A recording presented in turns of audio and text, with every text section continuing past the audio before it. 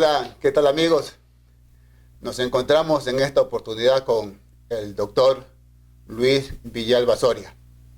Él es un personaje dentro del Cantón Píllaro con quien vamos a estar conversando para Archivos en Silencio.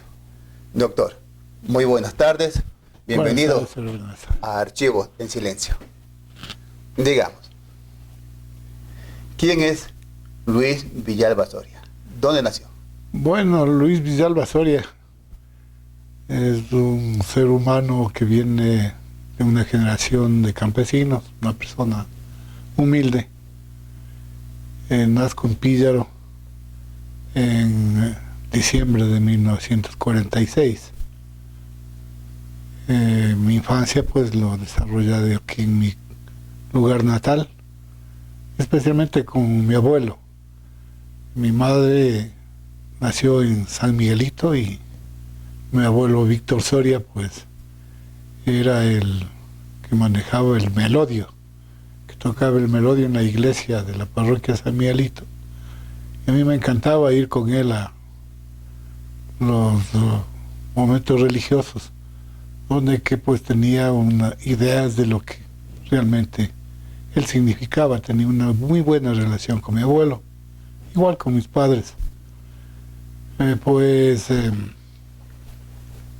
Mis estudios los inicio en la escuela La Inmaculada, que estaba regentada por las monjas de la Caridad. Luego del terremoto, por supuesto, que se genera en 1949.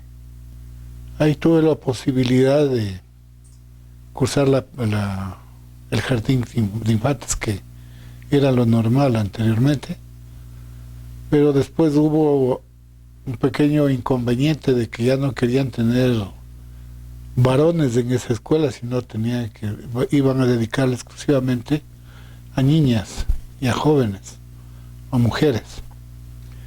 Y tuvimos que emigrar pues a la escuela Mariscal Sucre.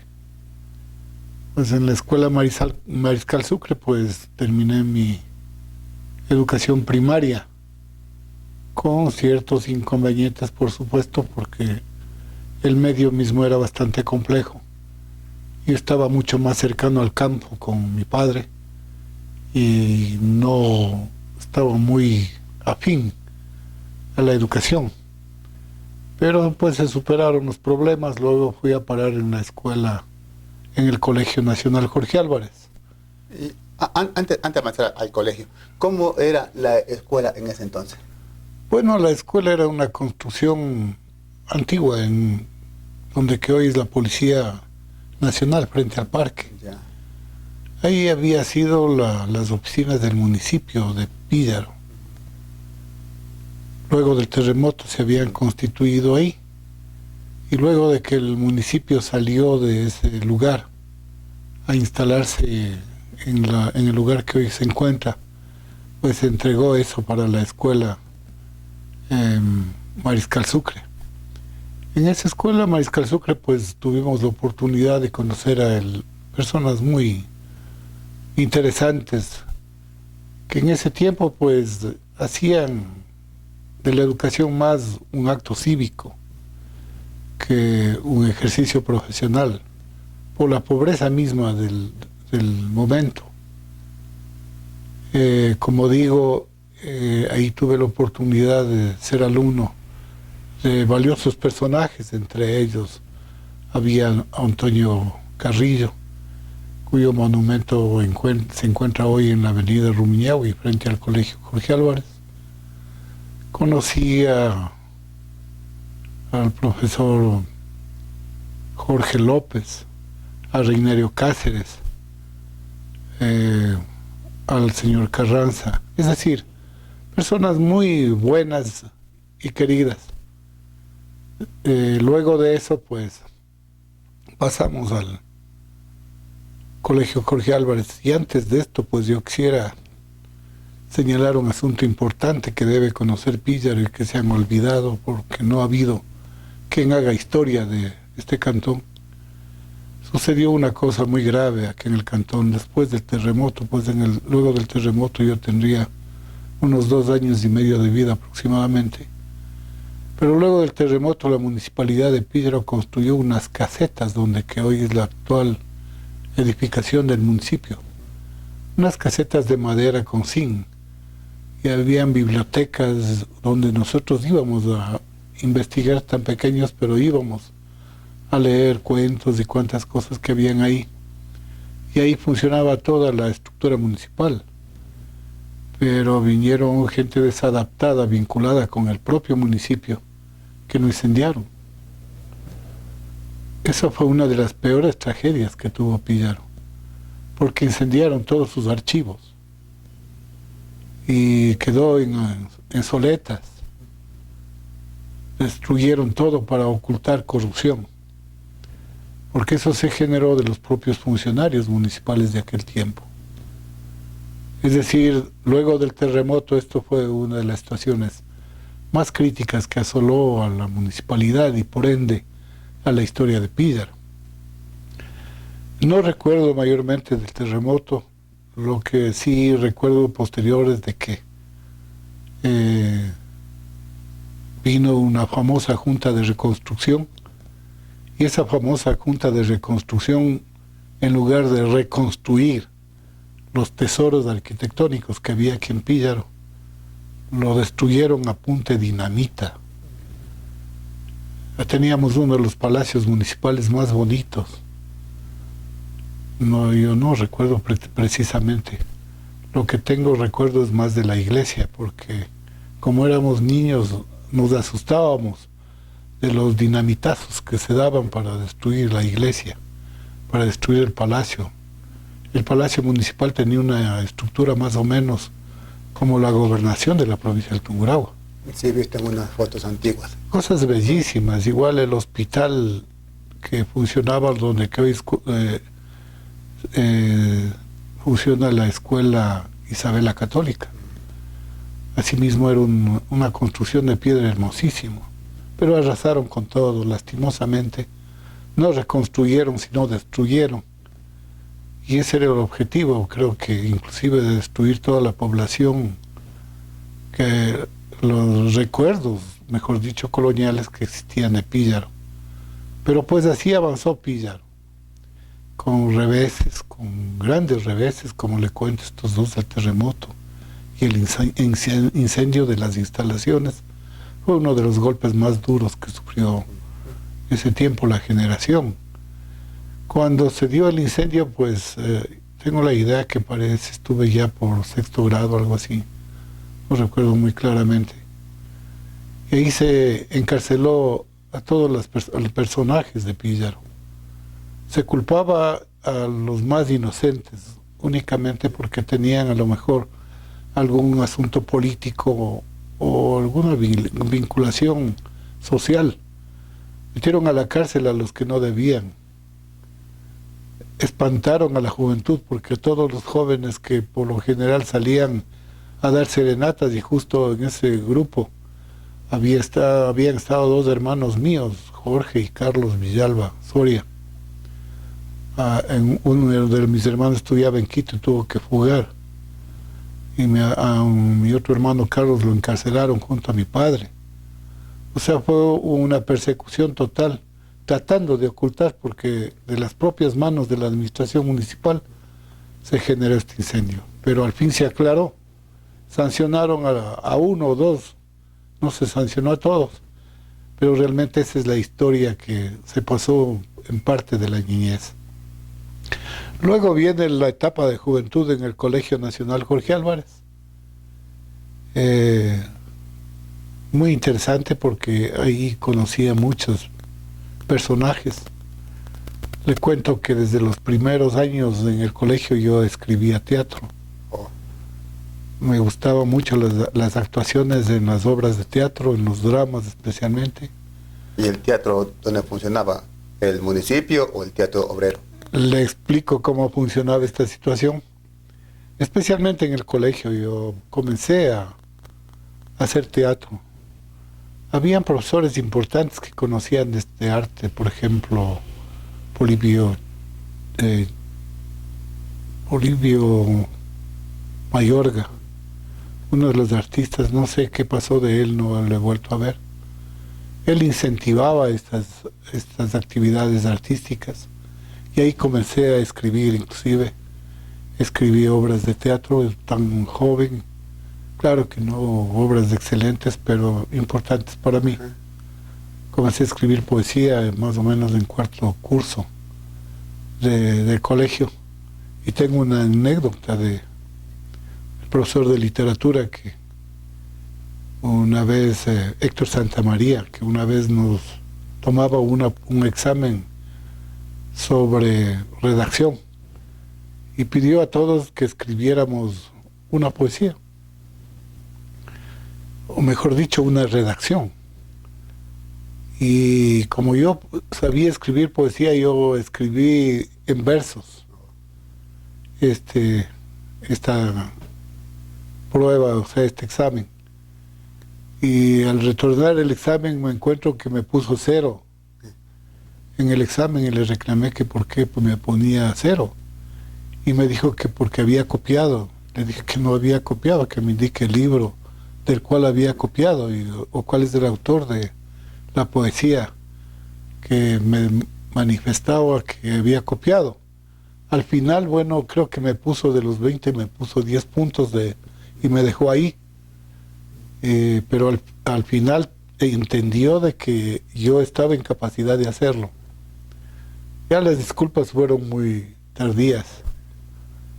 Pues en el colegio hacíamos mucha actividad de tipo artístico, especialmente dramático. Salíamos con los estudiantes del grupo a diferentes lugares, íbamos por Salcedo, por Quevedo, íbamos por El Puyo a dar funciones de teatro. Y nos iba muy bien porque de paso obteníamos ciertos recursos para los paseos nuestros y nos trataban bien, por supuesto, pero ese era el trabajo que hacíamos. Surgió un problema por estas circunstancias mismas internas en el colegio que degeneró, o mejor terminó, en una huelga estudiantil. Esta huelga estudiantil se generó en contra del grupo de profesores y autoridades que no entendían cuál es la intención nuestra, y mejor trataban de expulsarnos, de sacarnos del colegio, y tuvimos que tomar una medida de hecho, dirigida por quien les habla. Eso es historia en Píllaro, que no se ha hablado. Más o menos, ¿en qué año fue eso? Exactamente, no le puedo indicar, pero parece que fue en 1959 o el 60. No estoy muy claro.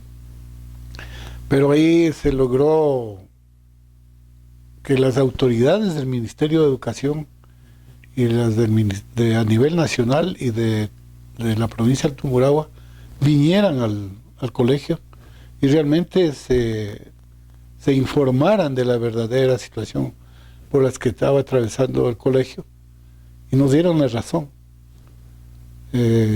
Cambiaron de personal en el colegio todos aquellos que hacían un grupo muy complejo ahí. Quedó un gran grupo de profesores que quedaron como base. Entre ellos tenemos a uno de los profesores recordados, que era el profesor de música, que usted también le debe conocer, al señor Luis Freire.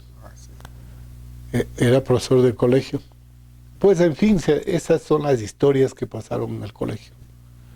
Llegamos a graduarnos un estrechísimo grupo de compañeros, parece que 10, porque no éramos muchos alumnos tampoco en el colegio. Éramos casi una clase privilegiada, porque la mayor parte de jóvenes, nuestros niños, nuestros compañeros, nuestros jóvenes, no llegaban al colegio, muchos ya se quedaban al margen de la educación. Y antes también era otra la costumbre, ¿no? Más de enseñar oficios antes que el estudio. Y agricultura. Yo me arranqué un poco de la agricultura que hacía con mi padre y decidí ir al colegio. Bueno, costó muchísimo la adaptación en este sentido. Lo que pasa es que yo tenía un hermano, mi hermano mayor, Carlos Otón Villalba Soria. Ese hombre le gustaba el teatro y le gustaba muchísimo la política. Él fue parte del Teatro Nacional Ecuatoriano en ese tiempo, en esos años. El Teatro Ensayo Ecuatoriano fue generado con él y la participación de Fabio Pacchioni, uno de los personajes grandes que tenía la historia en el teatro, en la cultura, en el país. Mi hermano pues era mi ejemplo, y el ejemplo mío, y yo participaba de las cosas que él iba haciendo y le seguía, y pues daba resultados. Quiero conversarle pues realmente de que a esta casa llegó el Che Guevara. Oh. Ernesto Guevara estuvo acá porque tuvo una afinidad con mi hermano Carlos, con el grupo de teatro Ensayo al nivel ecuatoriano, con Antonio Ordóñez y con una serie de grandes artistas, y Toti Rodríguez, grandes personajes. Y el Che cuando pasaba de Cuba a Bolivia a continuar con su guerrilla revolucionaria, pasó acá. Pasó disfrazado de sacerdote, porque en ese tiempo las autoridades perseguían a los revolucionarios, especialmente revolucionarios de ese nivel. Si nosotros que éramos revolucionarios todavía de pequeños, también sentíamos la persecución. Claro que nosotros participábamos en hechos de manifestaciones y toda esa situación, pero éramos perseguidos. Pero al fin entendieron de que no éramos gente violenta ni terrorista, y nos iban acoplando dentro de la sociedad. Pero ese es uno de los temas importantísimos del paso del Che Guevara por esta casa. Luego de esta situación, pues como yo no tenía posibilidades para irme a estudiar en la universidad en Quito, andaba de vago pues, aquí en Píllaro, pero habían personajes muy importantes acá de la política que me querían mucho. Y no hacía política todavía yo en esa edad, todavía estaba dedicado a asuntos de otra escala, cultural, por ejemplo.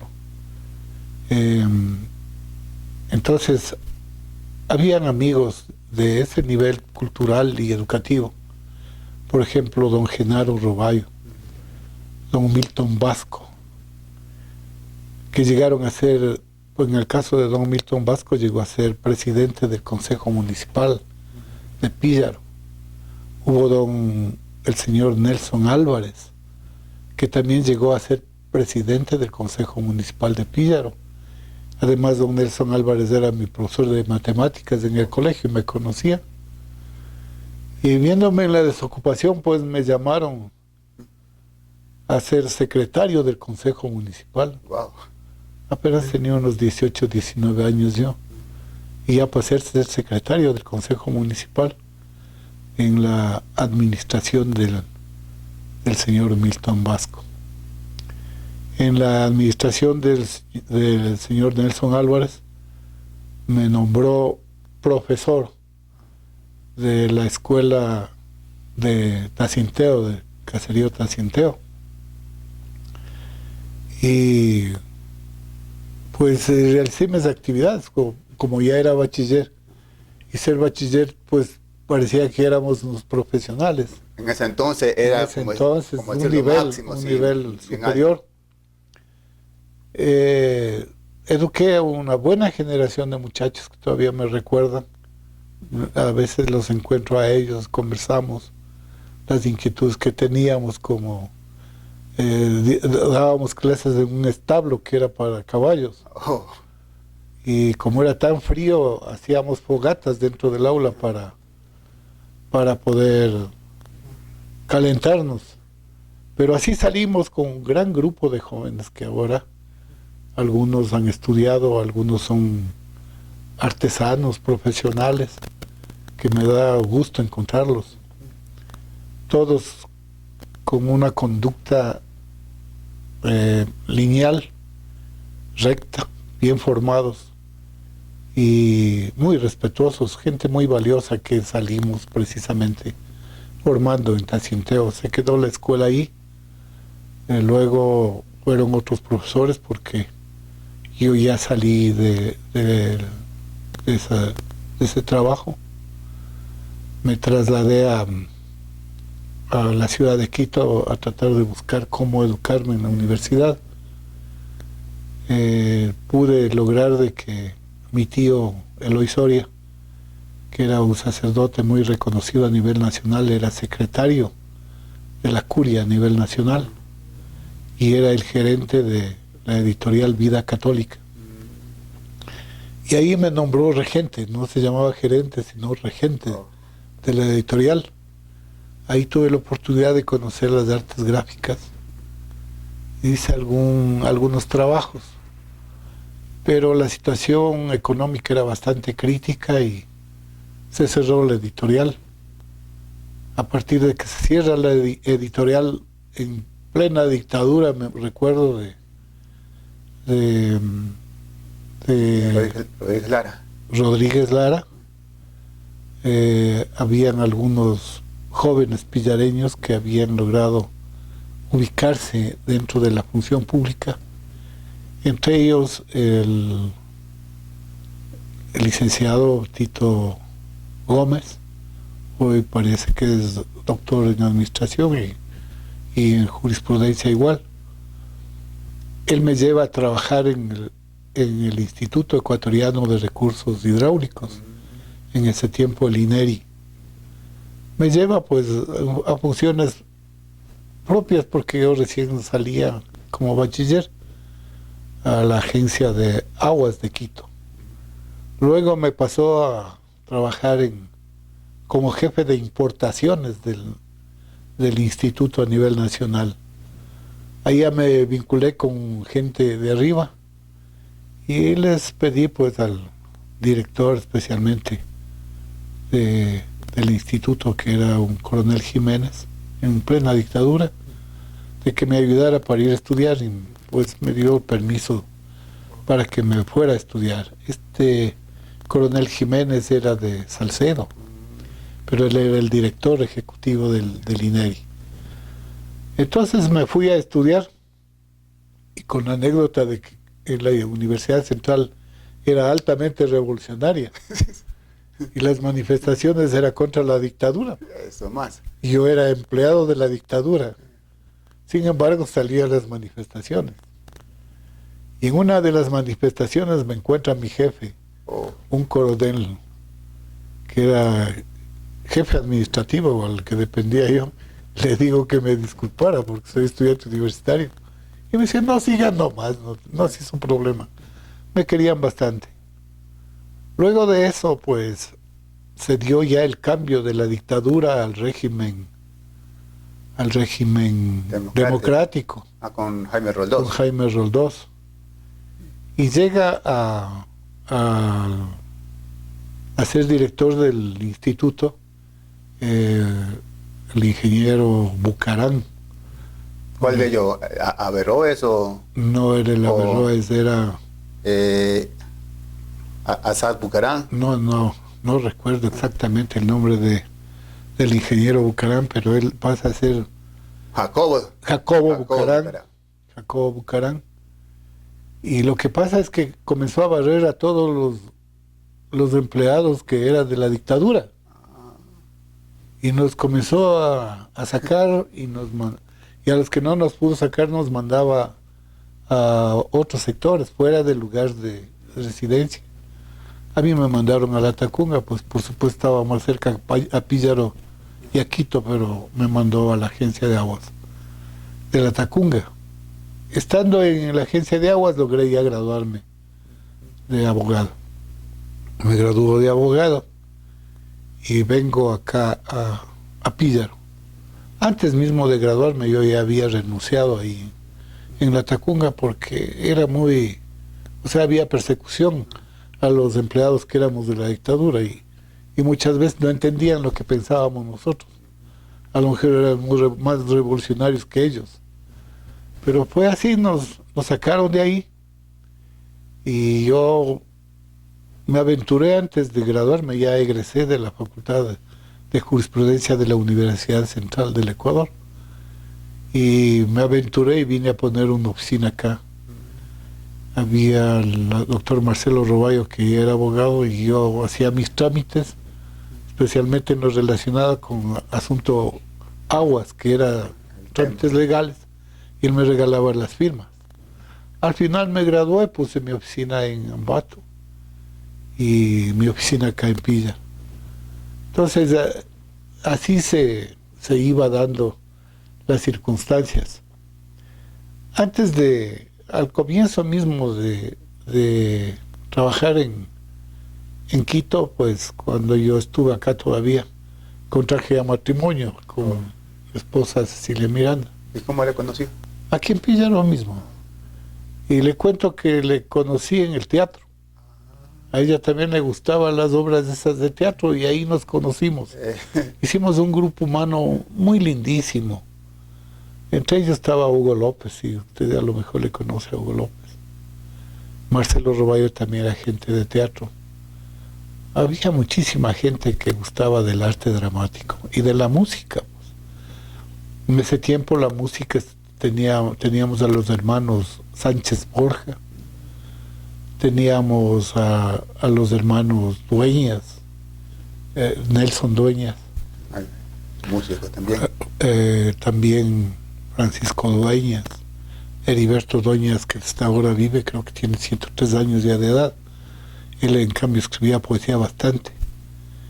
Y hacíamos teatro en el Teatro de la Sociedad Democrática de Obreros, en el antiguo teatro, que también lo destruyeron, y lo destruyeron sin visión de lo que eran obras, o mejor recuerdos, de la arquitectura colonial. Lo destruyeron y era un lindo teatro. Pero así fue. Luego, pues ya ejerciendo la profesión, me metí un poco a la política antes mismo. Antes de graduarme, pues ya comencé a mover a las comunidades y comenzamos a promocionar la construcción del canal de riego Pillaro. Es obra nuestra de jóvenes, muchachos todavía. Y yo recuerdo, paralizamos la caravana que iba con Marta de Roldós, que retornaba de Ambato hacia Quito en la parte de Cunchibamba. Los campesinos, convocamos a los campesinos, con líderes campesinos que habían importantísimos, y nos tomamos la Panamericana y le retuvimos a Marta de Roldós, pero no con violencia, sino que queríamos conversar con ella, que como esposa de Jaime Roldós, pues nos ayudara, comentándole a él que necesitamos de esa obra, que era prioritaria para Pillaro. Y nos dio resultado, porque ella fue una de las promotoras de incentivar al presidente para que comenzaran los trabajos del canal de riego Pillaro. Se comenzó la obra. Lastimosamente, como eran obras grandes y el país era pobre, no tenía petróleo, iba a paso muy lento. Bueno, se dio estas cosas, avanzamos, comenzamos con el canal, con líderes, como le digo. Sería imparable comenzar a enumerarle los verdaderos líderes campesinos que habían aquí, pero verdaderos líderes, donde yo aprendí muchísimo. Entonces, luego de eso, comencé con ingresar en la política. Ahí tuve la posibilidad de conocer a mucha gente en Ambato. Yo siempre estaba vinculado con el sector de izquierda. El único partido en el que he militado es Izquierda Democrática. Me conocí con Rodrigo Borja Ceballos porque él era catedrático mío en la universidad y me vinculé con él cuando yo era alumno. Me dejaba inclusive de ayudante de cátedra cuando él salía a las campañas electorales en su primer intento a ser presidente, que no llegó. Y me parece que fue con León fue, ¿no? No, antes. Con León es cuando pierde la segunda. La segunda, cuando juró León por Dios y por la patria. Y ahí se formó el Izquierda Democrática, y yo asistía muchísimo a Izquierda Democrática, me hice amigo de toda la militancia alta de Izquierda Democrática. Por eso es que yo me llevo con todos los líderes a nivel nacional.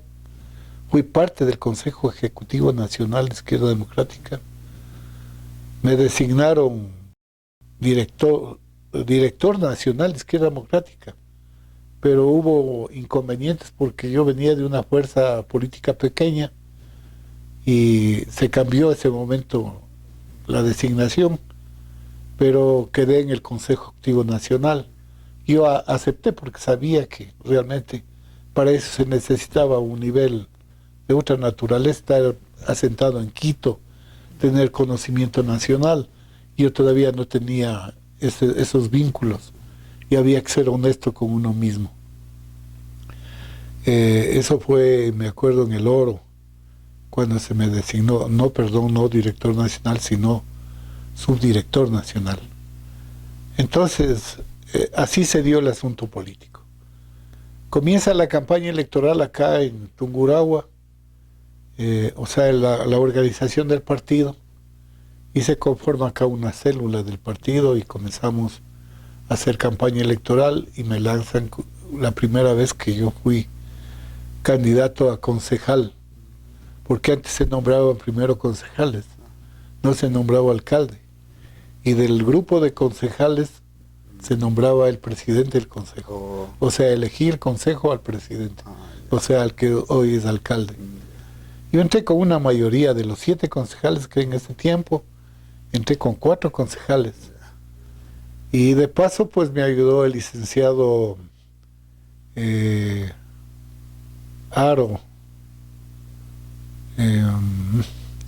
no recuerdo el nombre del licenciado Aro, el arquitecto Edgar Romero, el licenciado Aro era Manuel Aro, él era del CFP, concejal del CFP, y el arquitecto era concejal del movimiento del MPD, Movimiento Popular Democrático. Sí, del MPD. Hicimos una mayoría de 6 concejales, ya quedaba solo uno fuera, pero se aglutinó y me nombraron presidente del consejo. Ahí se arrancaron las cosas políticas. En esa etapa, pues, se comenzó a impulsar el canal de riego. Y antes de avanzar en eso, ¿cómo encontró el municipio? Porque eso me parece que ya fue en 1984. Sí, en 1984. Lastimosamente pierde la presidencia Rodrigo Borja. El doctor Borja. No, en 1984 no, yo no fui candidato ahí. A ver, sí, en el 84. 84. En el 84 pierde con León Febres Cordero. Claro que León juró en Valencia, jura, claro, por Dios y por la patria, dijo. Sí, entonces, ¿qué pasa? Que aquí no le permitimos el ingreso a León Febres Cordero en Campíllaro. Es el único lugar donde no ingresó León Febres Cordero, le bloqueamos, me acuerdo. Yo creo que mal hecho, ¿no? Sino que asunto de muchachos, pero no ingresó acá. Le cuento esta anécdota porque después, como presidente del consejo, me tocó ir a pedirle audiencia al presidente de la República. Y ya alguien le había... Ya le pasaron la noticia de que yo fui uno de los promotores del no ingreso de León Febres Cordero. No me arrepiento porque tampoco le hicimos daño de ninguna naturaleza, solo les cerramos la vía. O sea, no hubo contramanifestaciones ni cosas violentas. Y cuando me dio la primera audiencia, yo me fui a conversar con él. Y pues lo único que me dijo era que iba a despolitizar los municipios y especialmente el municipio de Píllaro. Le dije, usted debe tener la razón, ¿no? Pues son hechos que ya pasaron, además no hubo ninguna cosa que lamentar. Y además te ganó las elecciones en Píllaro, le digo, a pesar del bloqueo, ganó las elecciones en Píllaro y debe estar agradecido con Píllaro. Claro que con nosotros no está muy agradecido, pero así son las cosas. Y hubo un ministro de Obras Públicas, no recuerdo el nombre. ¿No era Bravo? No recuerdo exactamente el nombre, pero era amigo de un muy buen amigo que tenía una hacienda aquí en Píllaro, ¿sí? Este señor nos contacta con León Febres Cordero porque él también había sido amigo de León Febres Cordero porque eran de los altos poderosos. Y nos comienza a ayudar León Febres Cordero y el ministro de Obras Públicas. Era don Rubén Chiriboga, muy querido aquí en Pillar. Él era mi padrino porque con él íbamos. Se ayudaba. Y en poco tiempo, en 1984, ya comenzamos a construir el adoquinamiento de la ciudad de Pillar. O sea, el adoquinamiento de la ciudad de Pillar se hace en el 84 y 85. Se adoquinó toda la ciudad con la ayuda del gobierno y del ministerio. Ellos nos dieron todo, o sea, todo lo que necesitábamos para el adoquinamiento. Porque antes las calles Era empedradas. De esas piedras redondas del sí. río, ¿no? Pero eran unos empedrados bonitos, ¿no? El parque, por ejemplo, era de piedra, o sea, de las piedras cuadradas. Cuadrada, sí. Era lindísimo el parque. Ahora lo destruyeron. Esa obra inclusive lo destruyeron.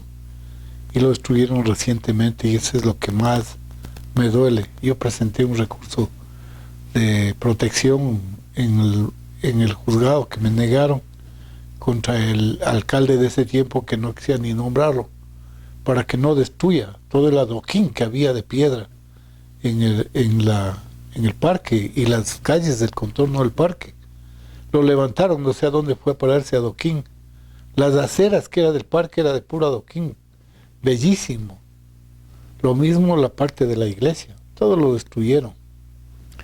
Y mandaron ya materiales de construcción de cemento armado, que no tiene el mismo realce que la parte histórica y colonial que hubiese servido muchísimo para impulsar el turismo en Pillar.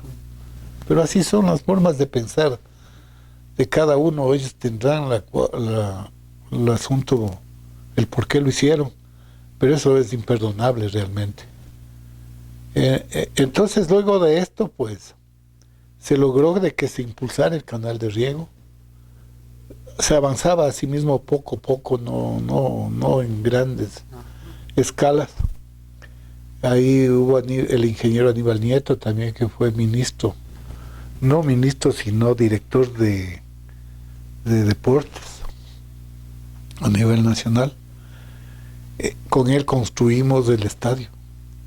O sea, el estadio que hoy tenemos, El Santiago de Píllaro. Santiago de Píllaro, fue construido por nosotros, hecho los cerramientos, los graderíos. Ahí me parece también se hizo una expropiación, me parece, ahí para completar. Claro, ¿no? para completar, o sea, pero pusimos en funcionamiento nosotros, esa es obra nuestra, en mi administración en el municipio. El Coliseo lo habíamos encontrado en obra como gris. Habían estado construyendo, pero la habían abandonado ya porque no avanzaron.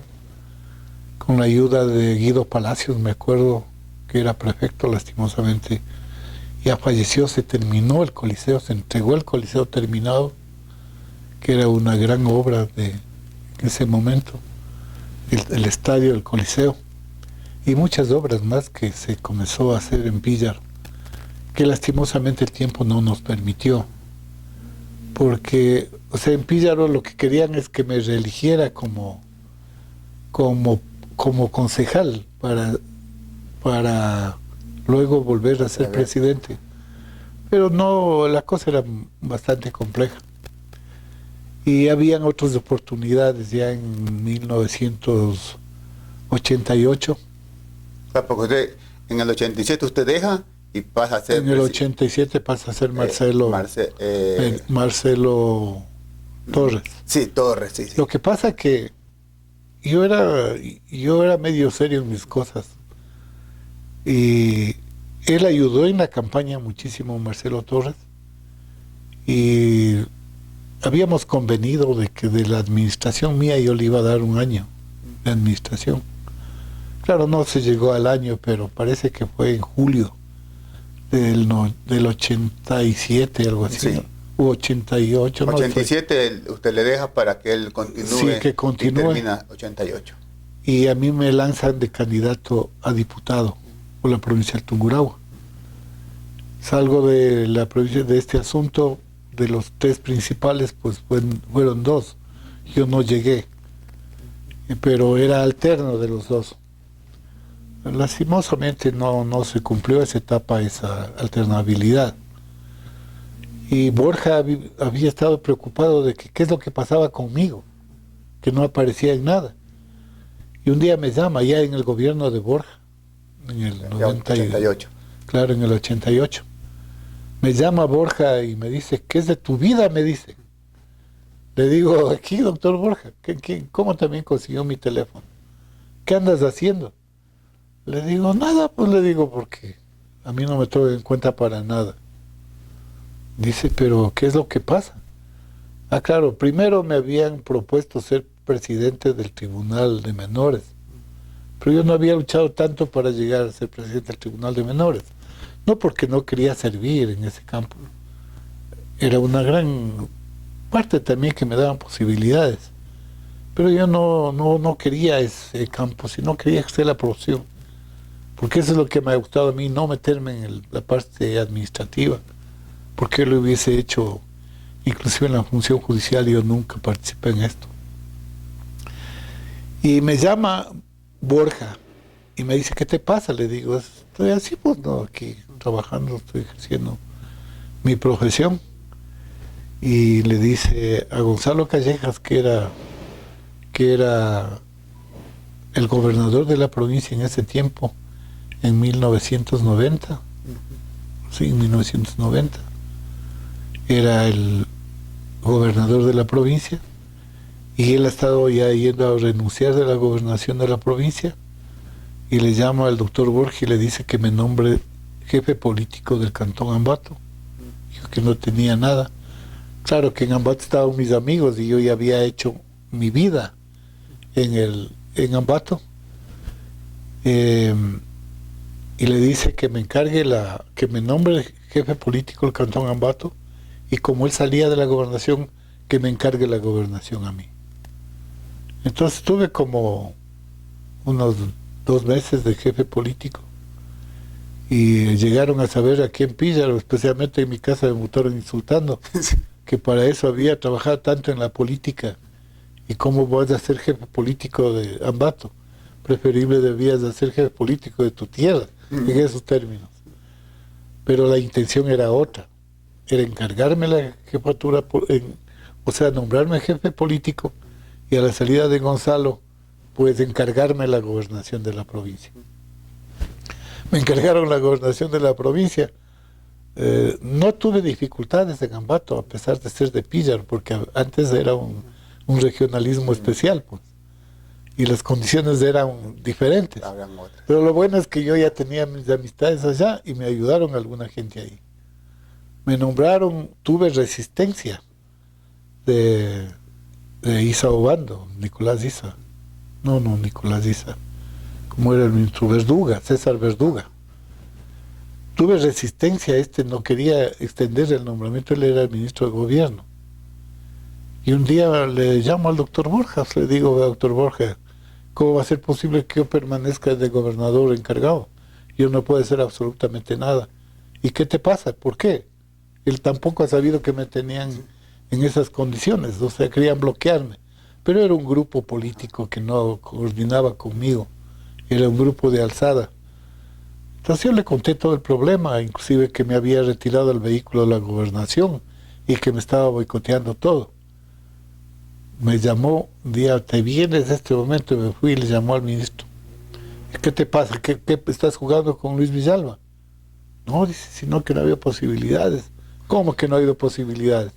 Este rato le devuelves todo lo que le has retirado a la gobernación y le extiendes el nombramiento. Y ahí se genera el nombramiento. Porque yo tenía una amistad, y así le digo, más cercana, que no tiene idea, con Rodrigo Borja. Nos íbamos yo con mi esposa cuando era gobernador y nos recibía Carmita Calisto. Nos recibía en el Palacio de Gobierno. Ahí almorzábamos o merendábamos con los dos, Borja, Carmita, yo y mi esposa. Y conversábamos directamente los temas. Tú a tú, Claro, de tú a tú era, o sea, yo llamaba por teléfono Y la experiencia más fuerte que fue conmigo fue el levantamiento indígena. ¿Cómo fue eso? Ese sí fue uno de los levantamientos de a de veras. Claro que no se llegaron a hechos de violencia como los que se llegaron en este último levantamiento. Yo tengo mucho respeto al sector indígena. Tengo grandes amigos en el sector indígena. Precisamente en el levantamiento me hice amigo de grandes elementos de ese sector que mejor me ayudaron después. Se logró el objetivo de conseguir lo que querían ellos. Recuerdo una vez me secuestraron supuestamente en Salasaca, yo como gobernador, pero yo me reía porque me estaban secuestrando mis amigos mismos y me pedían cosas. Y yo llamé por teléfono al doctor Borges instante. Le dije, sabe que doctor Borges me están pidiendo tal cosa, los indígenas aquí en Salasaca. Este rato te envío, me dijo. Justo al siguiente día, en las cuentas donde tenía que llegar, llegaron los recursos para que ellos atiendan los requerimientos de ellos. O sea, me ayudaba en forma directa a resolver los problemas con el sector indígena y se resolvieron los problemas. Y después me designaron el gobernador de los indios. Oh. O sea, yo era orgulloso, yo vivía con ellos, o sea, iba con ellos. Me acuerdo cuando vino un grupo boliviano, como es los Jarcas. Ah. Nos fuimos a recorrer las comunidades indígenas con el grupo y ahí tuvimos la oportunidad de conocer más estas circunstancias. Y así pues se hicieron muchas cosas ahí en Tungurahua. Se logró construir el hospital del Seguro Social en mi administración. La ventaja es que estaba de gerente Marco Morales, doctor Marco Morales de Ambato mismo, gerente del IES, director del IES, pero con el visto bueno de Borja. Se hicieron muchas cosas. Recuerdo que cuando yo fui presidente del consejo, el primer día, la primera noche, me posesioné a la tarde y la noche cayó una de las tempestades que usted no se ha vuelto a ver en la historia. Se llevaron todos los puentes, el puente de acá de Vaquerizo Moreno, se llevó el puente de Patate, el río que creció, el de Patate, el de acá de Plazuela, o sea, en Vaquerizo Moreno, el puente del Culapachán se llevó la tempestad, se llevó el puente de Penileo, lo único que se salvó es el puente de Guapante. O sea, quedamos prácticamente bloqueados. Incomunicados. Imagínese lo que fue para mí esa experiencia de quedarnos bloqueados y cómo salgo del problema. Pero como le digo, me ayudaron muchísimo para recuperar esos puentes y todo eso, y se puso a funcionar. Claro que previamente se puso puentes metálicos para luego construir los puentes. Pues eso se hizo en la gobernación. Se hizo muchísimas cosas. Se asfaltó la carretera Pillarombato por primera vez que se hizo el primer asfalto en la pobreza que era el municipio de aquí y la gobernación y el gobierno mismo, porque como le digo, luego que apareció el petróleo, pues ahí recién asomó la riqueza. Y ahí arrancamos el canal, construimos el canal de riego, todos los pasos a desnivel de la cuenca del río, hasta llegar hasta Pucará, toda esa zona donde cae como es el complejo, usted ve ahí los túneles. Por venir. Hasta ahí llegamos ya con los túneles nosotros y el agua. Claro que no habían todavía los túneles otros para distribuir el agua, pero ya llegamos con el agua ya. Esa fue una de las obras más importantes y comenzamos la construcción de los canales en el gobierno de Borja. Todo eso parece que no se ha hecho nada, porque no se ha comentado en la historia esta situación. La gente mayor conoce de nuestra lucha, de nuestro trabajo, y tiene conciencia, pero ya esa gente es la minoría. La nueva generación. Ya la mayoría de la nueva generación pues me ha conocido en otros niveles. Llegué inclusive a ser diputado por la provincia una temporada porque era suplente de Gabriel Ruiz y él me encargó. Ahí también se hizo mucha gestión para adelantar a Píllaro. O sea, Píllaro nos debe muchísimo del trabajo que se había hecho. No trabajo individual, colectivo, con el apoyo de mucha gente. Y como le digo, he tenido el apoyo directo de Rodrigo Borja Ceballos. Es por eso que yo casi todos los años yo nunca dejo de ir a visitarle. En tiempo de manzanas. Siempre le llevo manzanas a Rodrigo Borja y es el mejor regalo que recibe la Carmita Calisto. O sea, casi siempre yo estoy conversando con Rodrigo Borja, casi siempre comentándole los asuntos que han habido. Pues esta es la vida política que ha habido mía. En ese tiempo tuve la posibilidad de viajar a Costa Rica a unas reuniones que había de los gobiernos democráticos, se puede decir en ese momento, progresistas. Se hizo un gran trabajo en San José de Costa Rica. Ahí tuve la oportunidad de conocer a muchos líderes internacionales. Tuve la oportunidad de conocer a Fidel Castro, conversé con Fidel Castro, conversamos un buen tramo. Era una de las experiencias más lindas que tuve, porque habían temas importantísimos, no de convertirse en, como le digo, en un revolucionario terrorista, sino con ideas profundas de lo que defender los ideales es el socialismo, no un socialismo dictatorial. Yo pensaba de otra manera, yo era socialdemócrata, pero iba obteniendo experiencias, conversando con esa gente, que es importantísimo. En el Teatro Nacional de La Habana tuve la posibilidad de escuchar uno de los discursos más importantes de Fidel Castro. Y después de eso tuvimos una reunión, claro que él no bebía, fumaba, y conversábamos con él temas muy interesantes de América Latina. Y pues esos dos vínculos que he tenido la oportunidad de conocerlos, pues son importantísimos. Ahí conocí al presidente de Bolivia, no recuerdo, que ya parece que falleció, no recuerdo el nombre, pero bueno, al presidente de Bolivia y a otros personajes importantísimos que también estábamos siempre comunicados con ellos. Pues esa ha sido la historia política, si se puede decir.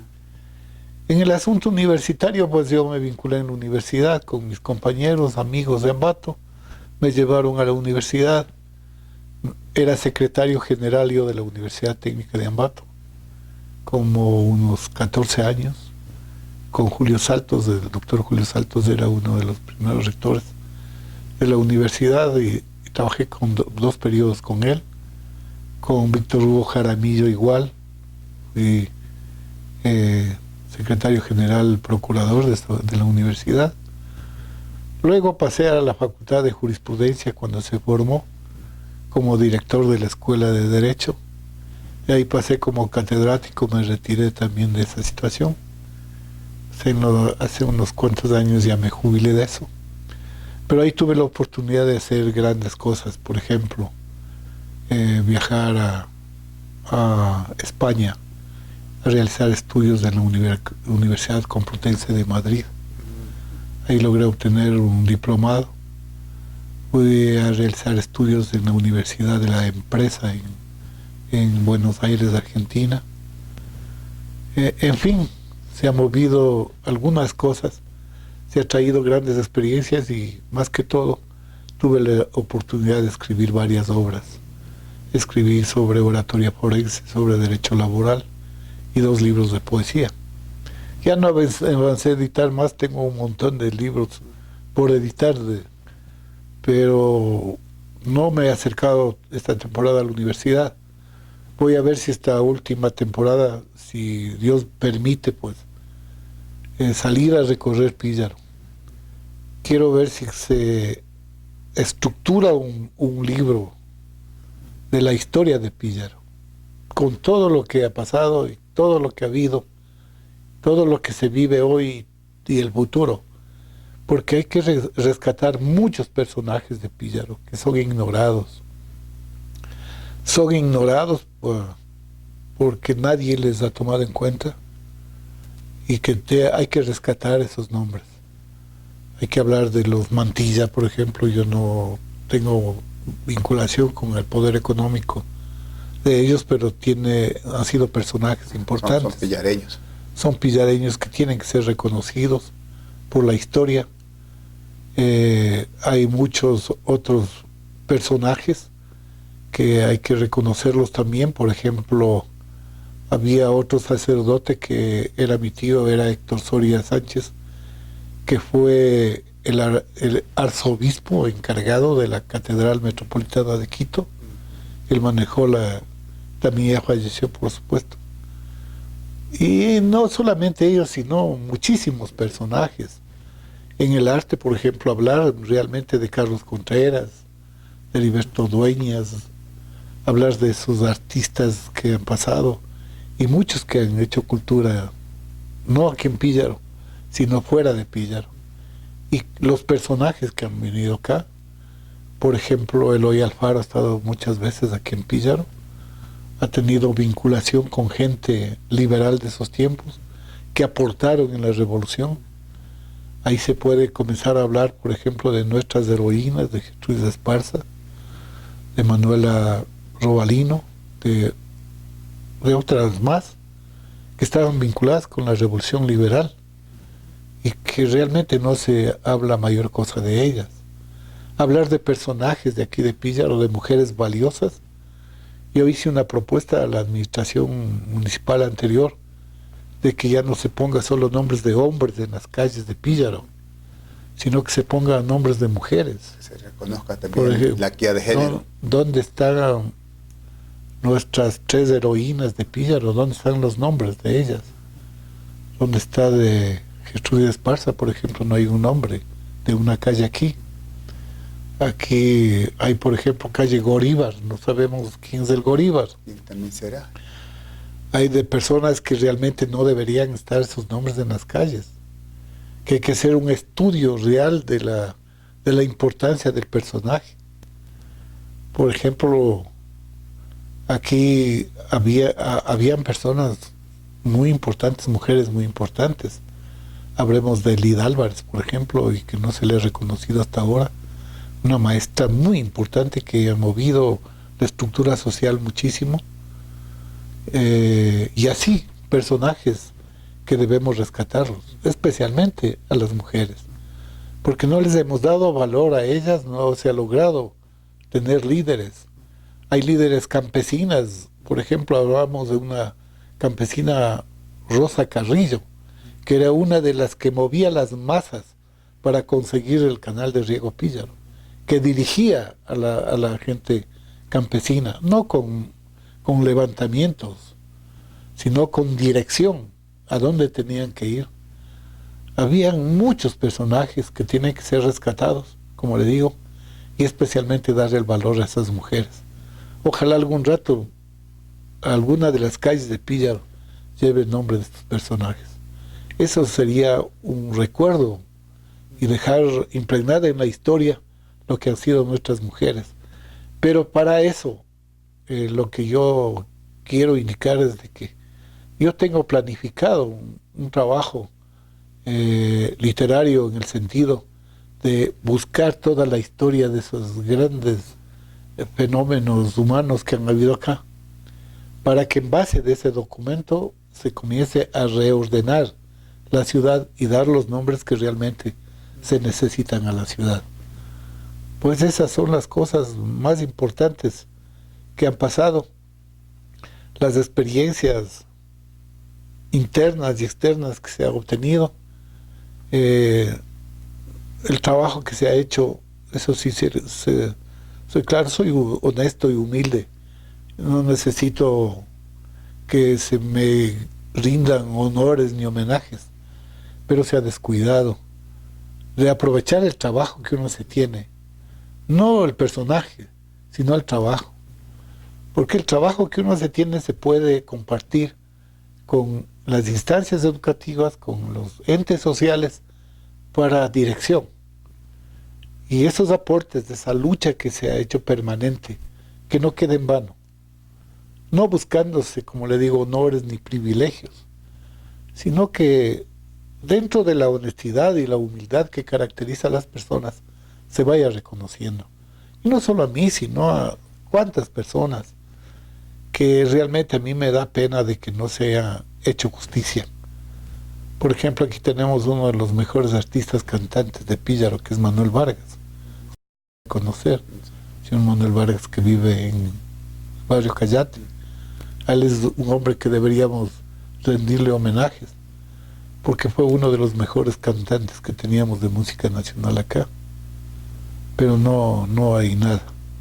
Y así, de una serie de personajes que no solo en el arte, sino en la cultura, en la literatura, en la escritura mismo, y en el campo social mismo se han destacado. Hay mucho por hacer por Píllaro. Aspiro que Dios me dé un poco más de vida y de razón para dejar concretado las obras que yo pienso hacer, especialmente. Inclusive yo le he invitado, ojalá algún momento ya tengamos la oportunidad de reunirnos con gente que tenga interés en esto, para comenzar a estructurar realmente este documento histórico que estoy elaborando. Por lo pronto estoy escribiendo una novela que se llama La Reina del Aire, que tiene vinculación con personajes de hace algún tiempo atrás, que hicieron historia en Píllaro, y que ahí van a ir apareciendo los personajes que realmente tenemos que rendir homenaje. Y más que todo, testimonio de cómo se generó Píllaro, qué quiere Píllaro, a dónde quiere ir Píllaro, y cuál es la planificación que tenemos que hacerlo en función de dejar a Píllaro en la historia, porque Píllaro tiene trascendencia nacional e internacional, está reconocido como la cuna de Rumiñahui. Y yo creo más que en Rumiñahui, en el general José María Urbina, porque usted sabe, el general José María Urbina, pues desde el que termina con la esclavitud. Y ahí fuimos libres nosotros. Fueron libres ustedes, fueron libres los indígenas, la raza afroecuatoriana, por supuesto, los indígenas, fueron reconocidos sus derechos, que para nosotros realmente es una de las cosas más valiosas que podemos contar en la historia. ¿Y quién lo hizo? Fue el general José María Urbina, nacido en Quillán, de nuestro cantón Píllaro. Lo único que tenemos es la parroquia Presidente Urbina, bueno, el monumento que está en el centro, pero realmente no se conoce realmente lo que él hizo. No se sabe bien su historia. Y yo creo, como le digo, yo en el valor histórico que tiene, yo creo que están sobre Rumiñahui. Rumiñahui tendrá su asunto de defensa del imperio en el tiempo de los incas y de los quitus, pero no una defensa realmente ya en el campo mismo social y de formación de la estructura social del Ecuador y de los pueblos de América, porque uno de los primeros que reconoció y garantizó la libertad de todas las personas, la igualdad de todos, es precisamente Urbina, sin olvidar pues el valor histórico que en el momento tuvo Rumiñahui, que como usted sabe todavía está discutible, inclusive su lugar de nacimiento, porque hay autores que hablan de que no, Rumiñahui no es de Píllaro, dicen que es peruano, que no es pillareño, que es peruano, que vino justamente con el Inca. Yo no creo eso, puede ser, ¿no? Porque a nuestro personaje pues le ve usted con tanga y yo sé que él tiene origen jíbaro, o sea que vivió en la parte de oriental. Bueno, no sé cómo le vistieron la historia, ¿no? Pero si Rumiñahui era de Píllaro, la vestimenta de él es diferente, ¿no es cierto? Sí, así es. Y desde ahí debemos comenzar a analizar. Yo no estoy muy de acuerdo con Estupiñán, o sea, Estupiñán es la autora que niega la verdadera origen del personaje. Y yo sigo manteniendo que es pillareño, yo creo que es pillareño, porque si usted se va por la parte alta de las comunidades, por San Jacinto, por San Juan, hay personas que tienen un parecido de ese tipo de personaje, o por lo menos los padres, la madre de él es auténtica pillareña. Eso sí, de eso no podemos discutir. Ponen al padre, pero no a la madre. La madre es auténtica pillareña, y si fue auténtica pillareña, pues el personaje Rumiñahui debe haber nacido en Píllaro, sino que él era un guerrero que no solamente estuvo acá, él se movió por todo el imperio. Y yo creo que debe hacerse un análisis, y más que todo a Estupiñán, que es la que escribe esta obra, que Rumiñahui no es de Píllaro, se le debería contradecir, pero haciendo un verdadero estudio, un análisis histórico exhaustivo, correcto, hasta determinar realmente de dónde apareció Rumiñahui, que para mí, yo sigo sosteniendo que es de Píllaro, defendió realmente el imperio, pero lo más importante, como le digo, y la diferencia entre él y Urbina, es que él defendió los derechos de la gente. Pues así hay un montón de cosas en la historia que podríamos irlo comentando.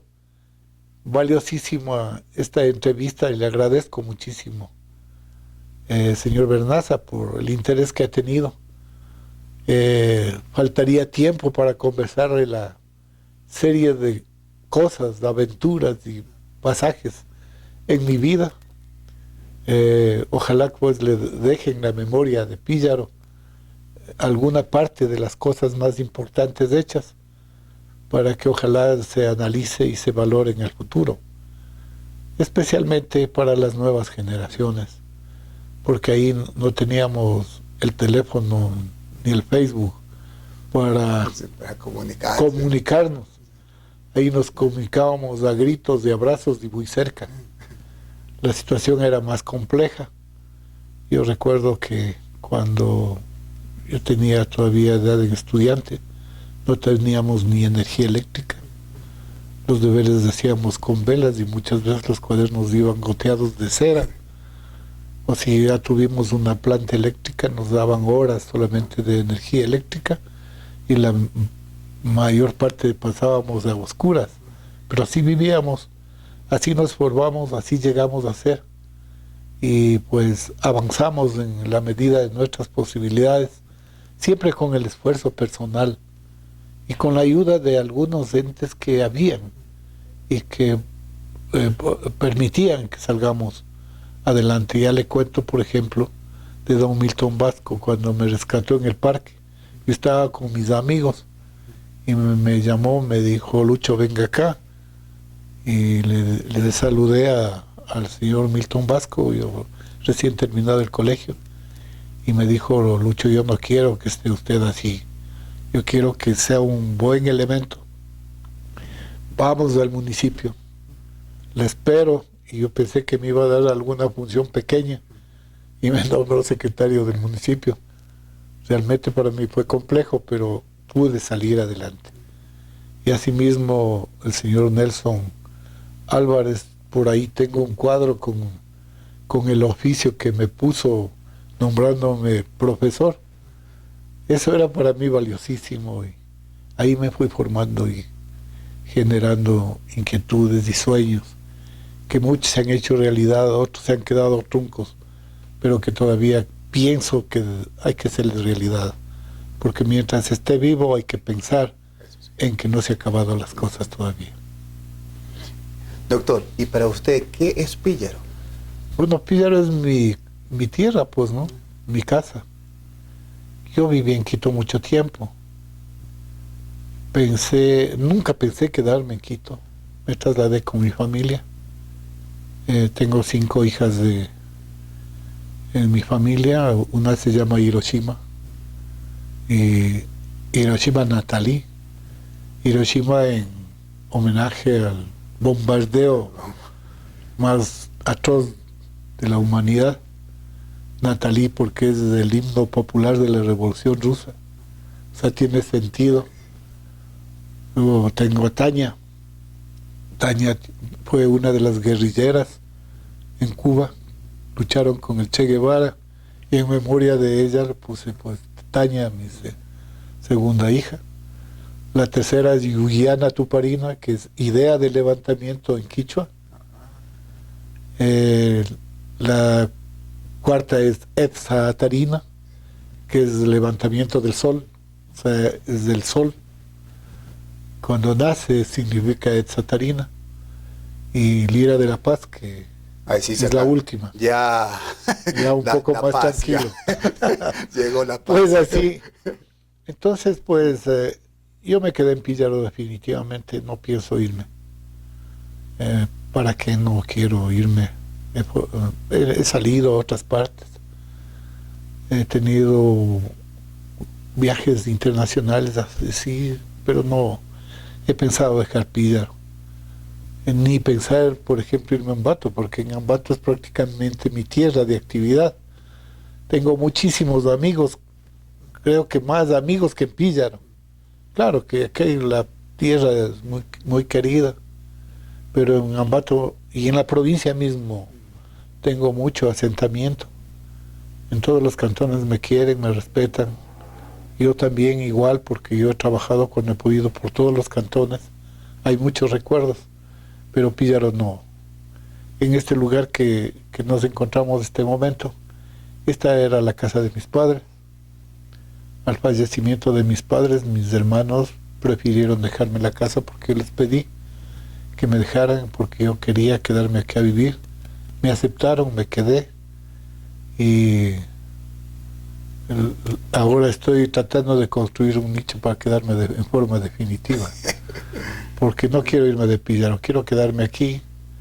He hecho la mayor parte de mi vida aquí y pues ese es mi sueño, dejar algún recuerdo, haber hecho algo por Píllaro, no todo lo que he podido hacer, pero me siento tranquilo con mi conciencia de saber que he entregado muchísimo de mi vida por Píllaro y por verle a Píllaro siempre adelante. Hay muchos recuerdos aquí en Píllaro, pues la creación del Cuerpo de Bomberos lo hice yo. Fui el primer jefe del Cuerpo de Bomberos.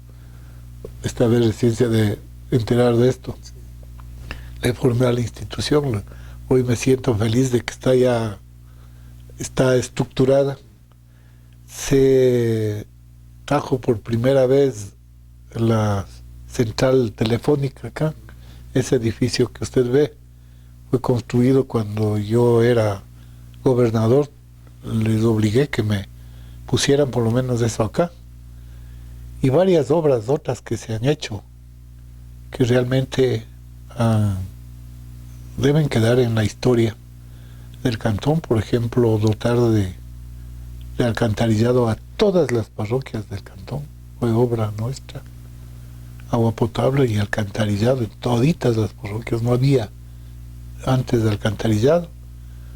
Acá se mejoró también ese sistema. O sea, sí, se hizo lo que se pudo, pero a toda velocidad, porque sabíamos que el tiempo es demasiado corto, pero no porque la velocidad que hacíamos no dejaba de tener trascendencia. Entonces, esas son las cosas que me tiene atado a Píllaro.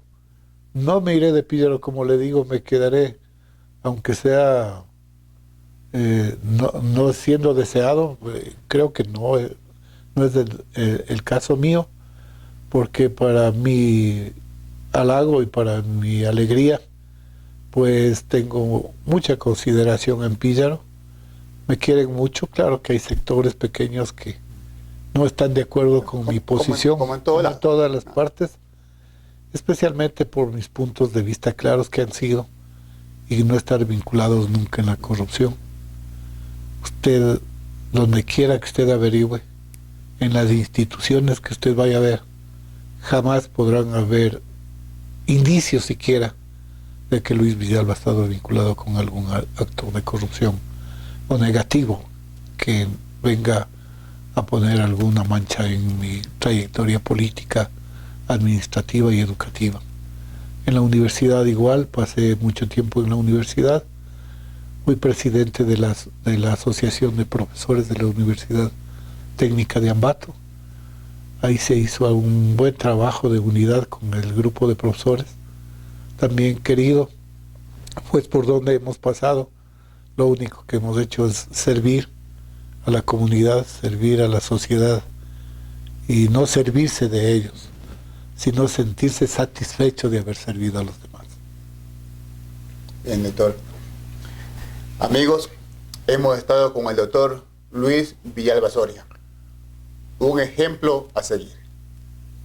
Nos ha contado en su historia que él viene de familia de campesinos, pero no por eso se iba a quedar allí truncado. Él ha avanzado y, como hemos visto, toda su trayectoria, un ejemplo a seguir. En archivo en silencio, Florencio Bernaza. Mi doctor, Dios le pague. Muchísimas gracias. Muchas gracias por esta conversación, pues es lindísimo haber compartido con ustedes estas experiencias.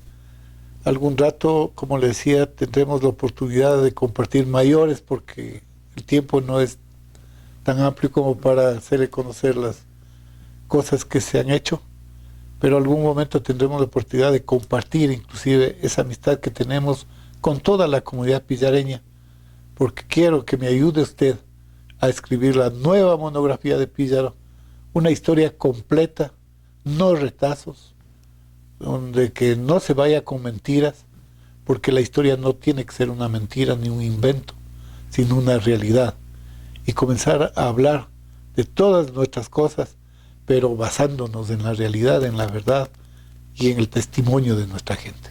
Muchas gracias. Doctor, ahí estaremos para apoyar ese proyecto. Muchas gracias.